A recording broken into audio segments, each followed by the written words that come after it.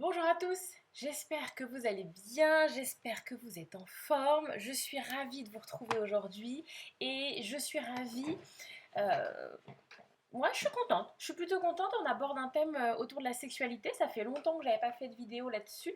Et donc voilà, je suis contente qu'on en reparle parce que c'est important. Et vous allez voir dans cette vidéo, je vais donner quelques prémices d'une idée importante pour moi. Et je pense que j'en ferai aussi une vidéo à part entière. Bref, en tout cas aujourd'hui on parle sexualité et on parle de ce sentiment qu'on a que l'autre, l'autre il n'est pas très bon, que l'autre il n'est pas très bon amant, il n'est pas terrible et cette sensation de frustration qu'on peut ressentir avec cette idée que l'autre en face il fait pas ce qu'il faut, il n'est pas à la hauteur, il n'est pas l'amant qu'on pensait qu'il serait et qu'on aimerait avoir. Donc, alors déjà petit 1, j'espère que vous n'allez pas être dérangés. Nous sommes en période de canicule, hein, j'imagine que c'est pareil chez vous aussi. Du coup, j'ai le ventilo qui tourne, donc navré s'il y a un petit fond sonore, mais c'était ça ou sinon c'était pas possible en fait. Donc, aujourd'hui, on parle sexualité. Souvent, les femmes me disent, c'est pas mal. Alors moi, voilà, vous savez que je discute beaucoup avec des femmes. Je sais que c'est quelque chose qui peut être aussi partagé par des hommes, mais moi, en tout cas, j'ai eu beaucoup de retours de femmes. Mais je sais que les hommes peuvent avoir exactement le même discours.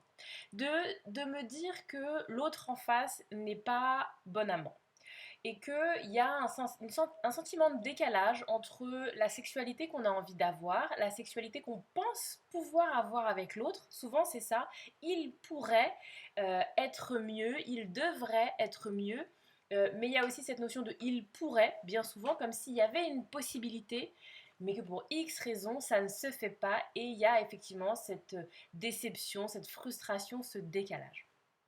Alors déjà, dans un premier temps, j'aimerais quand même faire un point sur cette attitude passive-là. Et c'est ça où je vous disais que je pense que j'en ferai vraiment une vidéo à part parce que ça ressort dans beaucoup de domaines. Donc, mais pour vous donner quand même quelques lignes. Cette attitude passive de se dire, ok, il a un problème. C'est donc à lui de régler son problème. Et on se sort complètement du truc. Bon, il n'est pas bon amant, alors il doit se débrouiller, il doit régler, il doit apprendre, il doit. En tout cas, c'est cette idée que on reporte complètement sur l'autre la responsabilité et la frustration qu'on ressent, la déception qu'on ressent. Et bien souvent, moi j'ai des discours, on me dit, mais moi je fais des efforts, mais moi je me renseigne, mais moi j'achète des bouquins, mais moi je regarde des vidéos sur YouTube, moi j'essaye de faire en sorte que, pour reprendre l'exemple de la sexualité, j'essaye d'être une bonne amante. J'essaye, moi, de me développer, de m'enrichir, d'être créative, d'être ouverte, d'être tout ce qu'on veut derrière. Mais cette idée de moi je fais un effort, je viens puiser pour donner au couple et donner à notre sexualité. Lui en face, il n'est pas terrible et il fait pas grand chose pour sortir du je suis pas terrible. Et donc, du coup, j'ai vraiment envie de attirer votre attention sur cette notion de passivité. Quand, euh, quand c'est vous qui me dites qu'il y a un problème dans votre sexualité, c'est vous qui avez un problème dans votre sexualité. C'est vous qui avez une envie de changement, qui avez envie que les choses soient différentes. Donc, par conséquent, si ça part de vous et de votre base à vous d'avoir envie de changer, si vous allez avec votre partenaire de dire, ok, je veux que ça change, change, comment vous dire ça? J'imagine que vous vous rendez compte un petit peu de on part pas dans les meilleures dispositions pour que ça fonctionne et pour induire un changement chez l'autre. Vous voyez, cette idée d'aller vers quelqu'un et de lui dire tu as un problème, change, quand bien même on lui dirait s'il te plaît, change, c'est compliqué. Donc vraiment, je vous invite à avoir une vision couple, une vision duo, c'est ensemble que vous fonctionnez, c'est ensemble que vous fonctionnez au niveau de votre relationnel et donc au niveau de votre sexualité. Ça ne se pense pas individuellement. Et donc là, on parle de sexualité, mais c'est dans la même chose dans toutes les sphères de votre couple. Il faut sortir de cette vision de c'est l'autre qui dysfonctionne, c'est à l'autre de se réparer. Parce que vous risquez de vous épuiser, de perdre votre temps et votre énergie. Vraiment, pensons au niveau de la dynamique de votre couple comme un ensemble, c'est à deux que vous fonctionnez. C'est pas lui qui a un problème au niveau de la sexualité, c'est votre couple qui a un problème au niveau de la sexualité. C'est pas lui qui est mauvais, c'est votre pratique de la sexualité qui ne vous convient pas. C'est pas tout à fait la même chose. Et donc dans ces cas-là, on essaye de voir ensemble au niveau du couple qu'est-ce qu'on peut améliorer, quels sont les points de blocage, qu'est-ce qui freine, plutôt que de pointer sur un individu du couple. Donc, ça c'était mon premier point. Sortons de cette attitude passive et ouverture sur le couple et la dynamique du couple.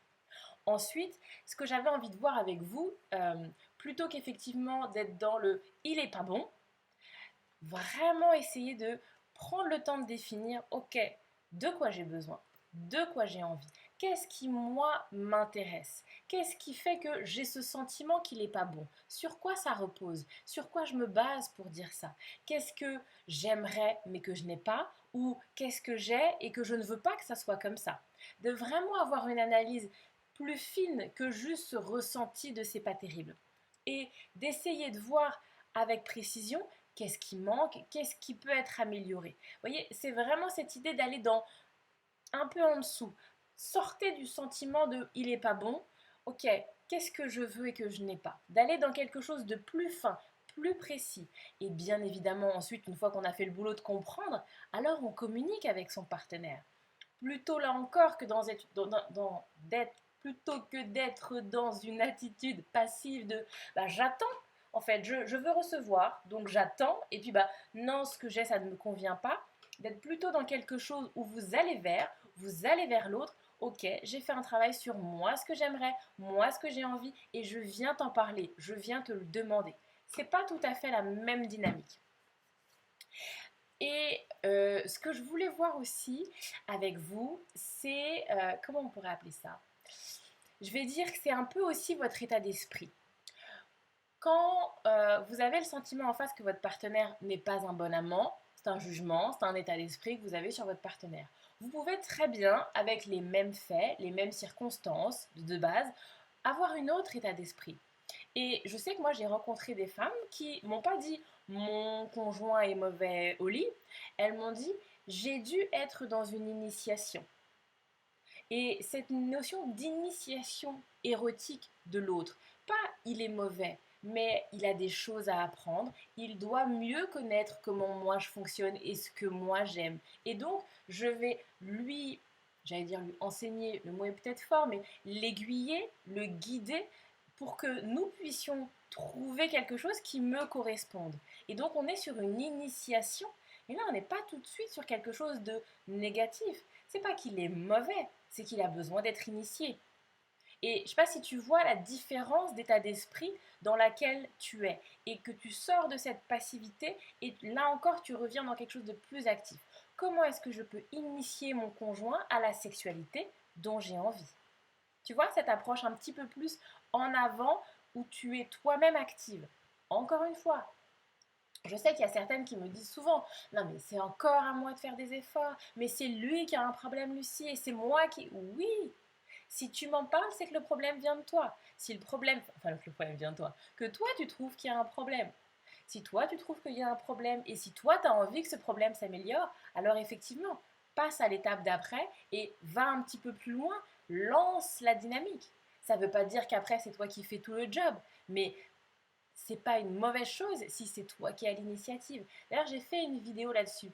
Si tu as envie, si ça résonne chez toi, si toi aussi tu as des pensées de c'est toujours moi qui fais les efforts, c'est toujours moi qui impulse le changement, c'est moi qui impulse la dynamique, et que ça commence à être pesant, ça commence à être lourd pour toi, j'ai fait une vidéo qui s'appelle Pourquoi c'est encore à moi de faire des efforts. Et je pense que du coup, c'est quelque chose qui peut aussi résonner chez toi.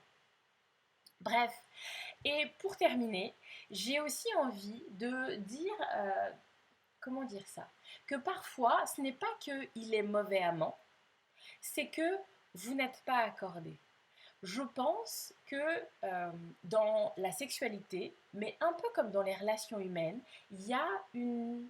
Comment on pourrait dire ça? Il y a une strate, il y a une étape, il y a une phase qui n'est pas maîtrisable, quantifiable, mesurable. Vous voyez, c'est comme ces couples où on dit, ben, je comprends pas, ils ont tout pour fonctionner, ils s'entendent bien, ils aiment les mêmes choses, ils se ressemblent sur tellement de points, et pourtant ça ne le fait pas. Alors que sur le papier, tout fonctionne, eh bien, dans la mise en relation concrète, eh bien, ça ne le fait pas. Eh bien, il y a des choses comme ça aussi au niveau de la sexualité. Il y a des choses où parfois tout fonctionne et le fait d'être un bon amant ou une bonne amante, hein, c'est pas forcément toujours lié à l'individu. C'est-à-dire que vous avez des gens qui vont vous dire, avec une autre partenaire, ma sexualité, ça fonctionnait extrêmement bien. Mais dans ce couple-là, c'est pas terrible. Donc, il n'y a pas de remise en question de soi à avoir. C'est pas qu'on a un problème, c'est qu'effectivement, il y a peut-être quelque chose d'autre qui se joue dans les connexions entre humain à humain, qui fait que c'est souvent on a ce sentiment de on n'est pas bien accordé. Parce que peut-être on n'a pas la même vision de la sexualité, on n'a pas les mêmes envies. Comme je l'ai dit tout à l'heure, c'est important de communiquer, c'est important d'échanger. Mais il y a certains couples, les envies sont diamétralement opposées. Et bah, du coup, on a beau en parler pendant des heures, on veut pas les mêmes choses. Et faire un pas pour aller vers l'autre, ce serait se renier. Parce que ce n'est pas du tout cette sexualité que j'ai envie. Ce n'est pas du tout ce que moi je ressens, ce que moi je désire, comment moi je vois les choses. Et donc, bah, c'est bien gentil de faire un pas et de s'accorder. Mais je ne peux pas faire un aussi grand pas. Parce que c'est plus moi, parce que c'est pas ce que j'ai envie, parce que je me renierais en quelque sorte. Et là, c'est pas que l'autre est mauvais, c'est pas que l'autre n'a pas compris, c'est pas que l'autre veut pas faire d'efforts. C'est qu'on n'est pas accordé au niveau de la sexualité. Et dans ces cas-là, encore une fois, il n'y a pas de règle absolue. Il y a des couples qui fonctionnent, qui sont heureux, même s'ils ne sont pas accordés au niveau de la sexualité. Et il y en a d'autres pour qui c'est un pilier essentiel. Et dans ces cas-là, effectivement, il n'y a pas de négociation possible et c'est un couple qui ne se maintient pas. Mais encore une fois, moi je ne suis pas dans le jugement et je ne suis pas dans l'idée de vous dire ah bah si vous n'êtes pas accordés les gars, c'est pas la peine d'arrêter. Absolument pas. Il y a toutes sortes de manières d'appréhender sa sexualité dans son couple. C'est très large et il n'y a pas de règles. Et on n'est pas obligé d'avoir une sexualité et une sexualité épanouissante pour être un couple heureux et un couple qui fonctionne. Encore une fois. Bref, je m'arrête là. J'espère vous avoir apporté quelques notions qui vous parlent, qui résonnent chez vous en termes de sexualité, d'accordage de sexualité. Et mon point, c'était vraiment important aussi de vous rappeler de sortir de cette notion de passivité où on remet tout sur l'autre et on attend en fait. C'est toi qui as un problème, donc bah, règle-le, j'attends. Parce que petit 1, tu risques d'attendre extrêmement longtemps. Petit 2, tu projettes sur l'autre la responsabilité de ce que tu ressens et la responsabilité de l'amélioration de la situation. Généralement, c'est pas extrêmement efficace. On va dire ça comme ça. C'est pas efficace comme manière d'impulser une dynamique de changement dans son couple. Ouais, je vais le dire comme ça. Si vous avez des questions, si vous avez envie qu'on aille plus loin, si c'est un thème qui parle, qui résonne chez vous, n'hésitez pas à me le dire. Et voilà, je rappelle toujours que je fais des accompagnements pour les couples et on parle sexualité. J'ai mis en place des espèces de petits questionnaires, des petits trucs pour qu'on puisse aller un peu plus loin. Voilà, on a vraiment des... Comment je vais vous dire ça? Dans l'accompagnement que je mets en place au niveau des couples, après c'est bien évidemment quand ils en ont besoin, hein, on n'est pas obligé, mais quand même ça revient hein, quand même dans toute la totalité des couples pour l'instant, à un moment ou à un autre on a commencé un peu à toucher du doigt la sexualité. Pour certains on approfondit, pour certains on reste en surface, mais en tout cas c'est présent, c'est bien évidemment un pilier bien souvent des couples. Donc voilà, donc si vous avez envie, si c'est un point de blocage dans votre couple et que vous avez envie qu'on puisse le travailler ensemble, eh bien n'hésitez pas, là j'ai une place qui va se libérer prochainement, donc je peux être disponible pour un nouvel accompagnement pour un couple. Donc voilà, n'hésitez pas à revenir vers moi si vous avez envie qu'on bosse un peu sur votre couple et qu'on essaye de voir comment on peut améliorer votre sexualité. Prenez soin de vous, je vous retrouve la semaine prochaine pour une nouvelle vidéo.